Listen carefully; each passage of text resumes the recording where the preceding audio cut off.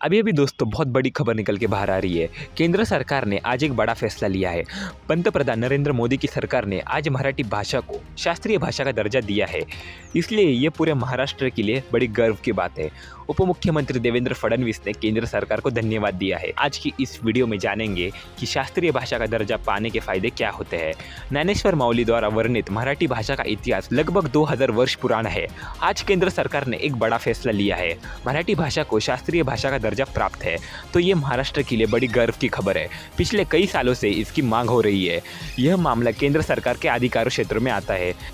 कई लेखकों ने इस बात पर खुशी जाहिर की है कि मराठी भाषा को शास्त्रीय भाषा का दर्जा क्लासिकल लैंग्वेज टेस्ट 2 मराठी मिल गया है।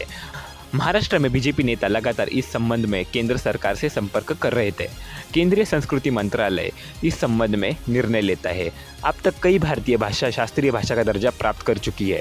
भारत के संविधान की 8वीं अनुसूची में इसका प्रावधान किया गया है।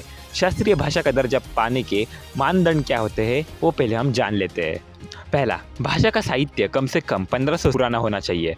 दूसरा, भाषा का प्राचीन साहित्य मूल्यवान होना चाहिए। तीसरा, भाषा की अपनी पहचान होनी चाहिए और उसे अन्य भाषाओं से उधार नहीं लिया जाना चाहिए। और चौथा, भाषा का स्वरूप अन्य भाषाओं से भिन्न होना चाहिए। अभी हमने शास्त्रीय भाषा का दर्जा प्राप्त करने के लिए रिक्वायरमेंट्स क्या लगती है वो देख लिया। अभी हम शास्त्रीय भाषा का दर्जा प्राप्त करने के फायदे क्या होते हैं उसे भी जान लेते हैं। पहला, शास्त्रीय दर्जा प्राप्त करने वाले विद्वानों के लिए हर साल 2 राष्ट्रीय पुरस्कार होते हैं।